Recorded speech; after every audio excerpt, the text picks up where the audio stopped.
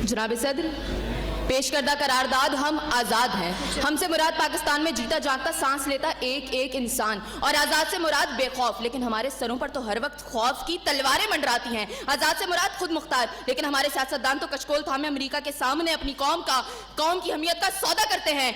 आज़ाद से मुराद किसी के ताबे ना होना, लेकिन हम तो आज भी उन्हीं जागीरदारों, उन्हीं वडेरों, उन्हीं लुटेरों, उन्हीं जाबिर, उन्हीं जालिम, उन्हीं बेहिस और बेबस हुक्मरानों के ताबे हैं। तो मंतक की एतबार से एक करारदाद अभी और इसी वक्त मुस्तरद होती है। अगर ऐवान में बैठा कोई एक नौजवान भी खड़े होकर ये कह दे कि हाँ, जितनी आज़ादी हमें मिली है इतनी ही काफ़ी है, तो मैं अभी और इसी के वक्त यहाँ के बजाय वहाँ खड़ी हूँ। लेकिन जनाब सदर, हम आज़ाद नहीं। और ये किस आज़ादी की बात करते हैं जिस मुल्क में वाटर कूलर से लटकते हुए गिलास को भी जंजीरों में जकड़ के रखा जाता हो, उसमें इंसान क्या आज़ाद होंगे?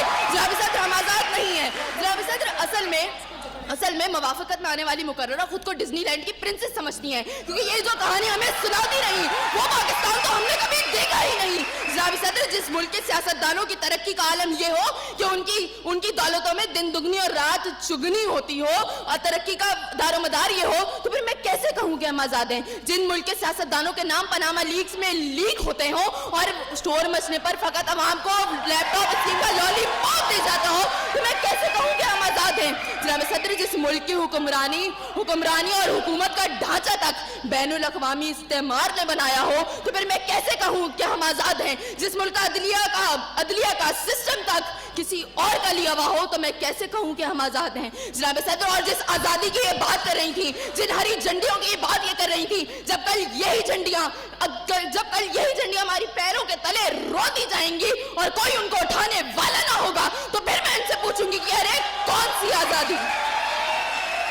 जनाब सदर, हम आज़ाद नहीं कि जब कश्मीर में हमारे भाइयों को मार मार के उनका भुतस निकाला जा रहा था, तो हम भारतीय मूवी सुल्तान को पाकिस्तान में सबसे मकबूल तरीन फिल्म बनाने में मसरूफ थे। तो मैं कैसे कहूँ कि हम आज़ाद हैं? जब बॉर्डर के पार हमारे मुसलमान भाइयों को मारा जा रहा था, तो मेरे मुल्क के सियासतदान आम की पेटियां और साड़ियां तोहफे में उनको भेज रहे थे। तो मैं कैसे कहूँ कि हम आज़ाद हैं? जनाब सदर, और हमारे नौजवानों के लिए, अभी रोड पर मैं देखती भी आई, हमारे नौजवानों के लिए आज़ादी का मकसद फकत बाइकों के साइलेंसर फाड़ के निकालने तक महदूद है।